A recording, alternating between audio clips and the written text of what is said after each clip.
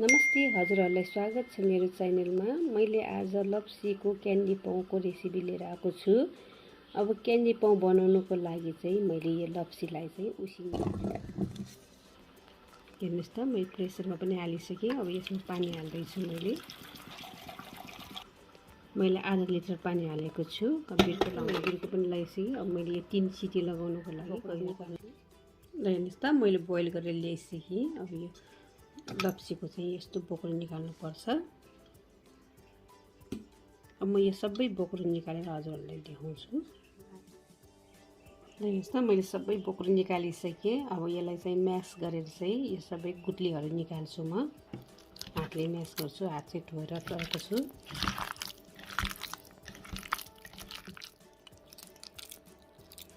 हेर्नुस् त, यसरी गुठली निकाल्नुपर्छ। म यो सबै गुठली निकालेर हजुरहरूलाई देखाउँछु। हेर्नुस् त, सबै गुठली निकालेर रेडी गरिसकेँ। यसलाई चाहिने सामानहरू म देखाउँदैछु। 1 बोल चिनी लिएको छु, 1 चम्चा नुन लिएको छु, 1 चम्चा खुर्सानी, रातो खुर्सानीको ठुलो, अनि 1 चम्चा मैले हिङ लिएको छु। अब यो बनाउनको लागि चाहिँ म प्यान बसाल्दैछु। ग्यासमा मैले कराई बसालिसकेँ, कराई पनि तातिसकेँ। म चाहिँ तेल थोरै हाल्दैछु। हेर्नुस् त, 1 चम्चा मैले तेल हालेको छु। अब यसमा चाहिँ तेल पनि तातिसकेँ। यसमा चाहिँ मैले पानी एड गर्दैछु। 1 गिलास पानी हालेको छु। हेर्नुस् त, पानी पनि बोइल भइसक्यो। अब चिनी हाल्दैछु। यसरी चलाउनु होला। हेर्नुस् त, पानी पनि उम्ल्यो। अब यसमा चाहिँ मैले खुर्सानीको ठुलो हाल्दैछु, हिङ पनि हालिदिन्छु, नुन पनि हालिदिन्छु। मैले थोरै फ्रुट कलर पनि हाल्दैछु, रातो कलरको थोरै मात्रै हाल्नु होला। हेर्नुस् त, यसो चलाइदिनु होला।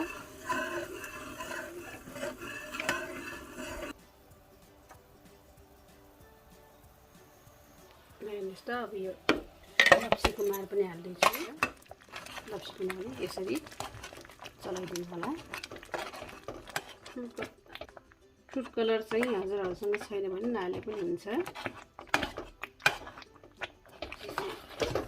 हेर्नुस् त, यो पनि बाक्लो भयो, भाँडाबाट यसरी छुटिन्छ। यो बाँकी छ। मैले ग्यास अफ गरिसकेँ। अब चिसो हुनको लागि केही क्षण छोडिदिन्छु। भइसक्यो। म एक ठाउँमा राख्छु यसलाई। मैले चाहिँ सानो ट्रेमा हाल्दैछु। यसमा तेल हालेको छु। तेललाई यसरी ग्रिज गरिदिनु होला। हेर्नुस् त, ग्रिज पनि गरिसकेँ। अब यसरी हालिदिनु होला।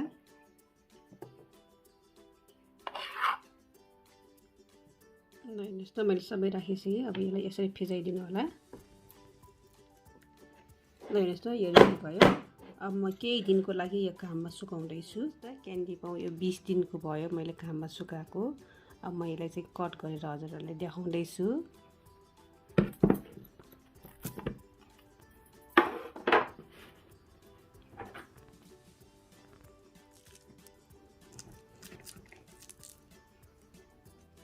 यो 20 दिन मैले घाममा सुकाएको क्यान्डी पाउ। हेर्नुस् त, अब म सबै काटेर चाहिँ हजुरहरूलाई देखाउँदैछु। हेर्नुस् त, यो मैले क्यान्डी पाउ पनि मैले काटेर रेडी गरिसकेँ। हजुरहरूले पनि यस्तै गरेर घरमा क्यान्डी पाउ बनाएर खानु होला। यो अझै अलि सुकेको छैन, अझै म काममा केही दिन मजाले काममा सुकाएर चाहिँ एयर टाइट कन्टेनरमा राखेर हजुरहरूले चाहिँ स्टोर गर्न सक्नुहुन्छ। हजुरहरूलाई चाहिँ मेरो भिडियो मन परेमा लाइक, कमेन्ट, सेयर, सब्सक्राइब चाहिँ गर्न चाहिँ नभुल्नु होला।